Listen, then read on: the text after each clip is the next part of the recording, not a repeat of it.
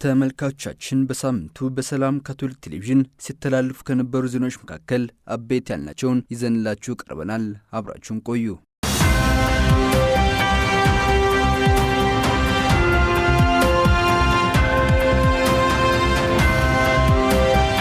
በሚጫ ቦሮዶ በአስተርዮ ማርያም የምንኩስና የመጨረሻ ማላ ተደረገ። ጥር 3 ቀን 2018 ዓ.ም በነቀምት ሀገረ ስብከት ሚጫ ቦሮዶ አስተርዮ ማርያም ቁምስና የቅዱስ መቅጠሪያ ሚስዮናውያን እህቶች ገዳም እህት ሳራ ባይሳ የመጨረሻ ማላ አደረጉ። የመጨረሻ የምንኩስና ማላው የነቀምት ሀገረ ስብከት ጳጳስ ብፁዕ አቡነ ሚልኪያስና የሶዶ ሀገረ ስብከት የቀድሞ ጳጳስ ብፁዕ አቡነ ጸጋዬ በተገኙበት መስዋዕተ ቅዳሴ ተፈጽሟል። የእህት ሳራ ባይሳ የመጨረሻ ማላ ከብፁዓን ጳጳሳት በተጨማሪ የአስተርዮ ማርያም ቁምስና ቆሞስ ክቡር አባ ሚካኤልና የላዛሪስ ገዳም ካህናት፣ የእመቤታችን ቅድስት ድንግል ማርያም የቅዱስ መቅጠሪያ ሚስዮናውያን እህቶች ገዳም የበላይ አለቃና ደናግል፣ ዘማሪያንና ምዕመናን በመገኘት በመንፈሳዊ ድምቀት ተከናውኗል።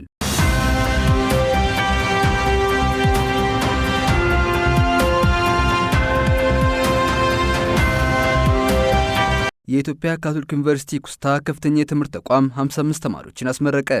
ጥር 2 ቀን 2018 ዓ.ም የኢትዮጵያ ካቶሊክ ዩኒቨርሲቲ ኩስታ ከፍተኛ የትምህርት ተቋም በ3 የትምህርት ዘርፎች ያስተማራቸውን 55 ተማሪዎች በዲግሪ መርሃ ግብር አስመረቀ። የኩስታ ካቶሊክ ዩኒቨርሲቲ በሜዲካል ላቦራቶሪ ሳይንስ 5 በሕክምና ሳይንስ 33 እና በማህበራዊ አገልግሎት 17 ተማሪዎችን ነው በዲግሪ ያስመረቀው። የምርቃት መርሃ ግብሩን ብፁዕ ካርዲናል አቡነ ብርሃነ ኢየሱስ በጸሎት ሲከፍቱት የኩስታ ዩኒቨርሲቲ ፕሬዝዳንት ወንድም ካሱ ተማሪዎቹ ለዛሬው ቀን ለመድረስ የከፈሉትን መስዋዕትነት በማስታወስ እገዛ ላደረጉላቸው ወላጆችና የኩስታ አባላት ላደረጉላቸው ድጋፍ ምስጋናቸውን አቅርበዋል። በተያያዘ ዜናም የኢትዮጵያ ካቶሊክ ዩኒቨርሲቲ የመድኃኔዓለም መለኮታዊ ምሕረት ቤተክርስቲያን ግንባታ የመሰረት ድንጋይ ብፁዓን ጳጳሳቱ በተገኙበት ተቀምጧል።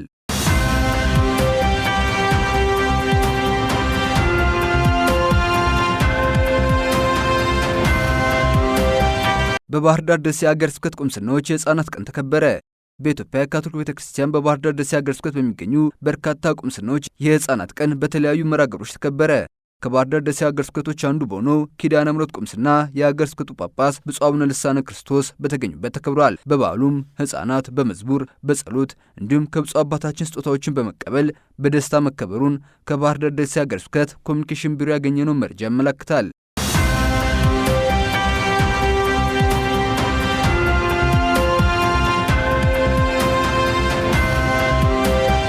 የደብረ ቅዱስ እስጢፋኖስ ዘአበሻ ገዳም ዓመታዊ ክብረ በዓል በደማቅ ሁኔታ ተከበረ። ጥር 3 ቀን 2018 ዓ.ም በብፁዕ ወቅዱስ ርዕሰ ሊቃነ ጳጳሳት ሊዮን የታነጸችው የደብረ ቅዱስ እስጢፋኖስ ዘአበሻ ገዳም 100ኛ ዓመታዊ ክብረ በዓል በቅዱስ መንበር በድምቀት ተከበረ። ጥቁሯ ባዚሊካ በመባል የምትጠራው የቅዱስ እስጢፋኖስ ገዳምና የኢትዮጵያ ኮሌጅን ከነጋዴያንና መነኮሳት በተጨማሪ የኢትዮጵያ ንጉሠ ነገሥት ቀዳማዊ ኃይለ ሥላሴና ክቡር ጠቅላይ ሚኒስትር ዶክተር አብይ አህመድ እንዲሁም ሌሎች ትላልቅ ሰዎች መጎብኘታቸው ይታወሳል። በ100ኛው ዓመት ክብረ በዓሉ ላይ ብፁዕ አቡነ ሙሴ፣ ክቡር አባ ጴጥሮስ በርጋ፣ ካህናት፣ ደናግልና ምዕመናን በመገኘት የበረከቱ ተካፋይ ሆነዋል።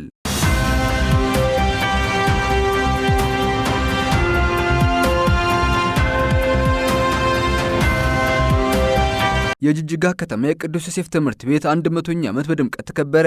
በኢትዮጵያ ካቶሊካዊት ቤተክርስቲያን በሐረር ሀገረ ስብከት በጅጅጋ ከተማ የሚገኘው የቅዱስ ዮሴፍ ካቶሊክ ትምህርት ቤት 100ኛ ዓመት በድምቀት ተከበረ።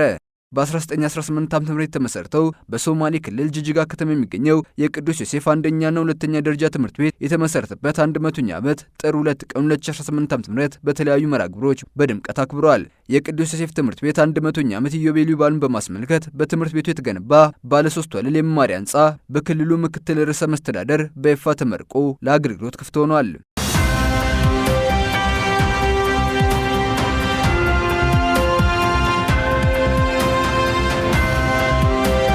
በቢሾፍቱ ቅድስት ሥላሴ ቁምስና የገቢ ማስገኛ ሱቆች ታድሰው ለአገልግሎት ክፍት ሆኑ።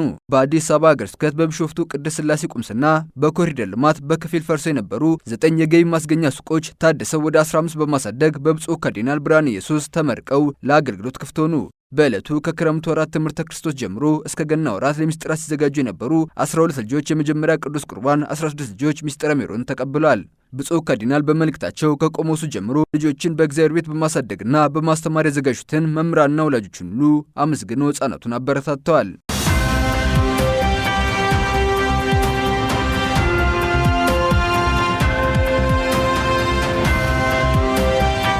ርዕሰ ሊቃነ ጳጳሳት ሌዮ 14ኛ 20 ሕፃናትን ማጥመቃቸው ተገለጸ።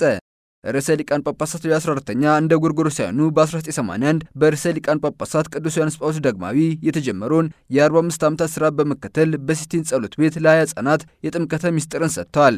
ርዕሰ ሊቃነ ጳጳሳት ሌዮ 14ኛ በመስዋዕተ ቅዳሴ ሥነ ሥርዓት ላይ ባሰሙት ቃለ ምዕዳን እግዚአብሔር ወደ ምድር በመምጣት በተከፈተና ትሑት በሆነ ልቡ እያንዳንዳችን ሊያገኝን በመምጣት ወደ ታሪክ እንደገባና በቤታችን ውስጥ የመዳን ቃል የሆነውን ኢየሱስ ክርስቶስን ለእኛ ለመግለጥ መፈለጉን አስታውሷል።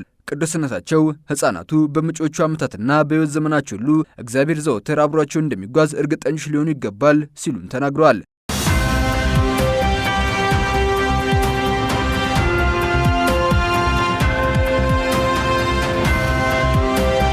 ተመልካቾቻችን በሳምንቱ በሰላም ካቶሊክ ቴሌቪዥን ሲተላለፉ ከነበሩ ዜናዎች መካከል አበይት ያልናቸው ይህን ይመስሉ ነበር።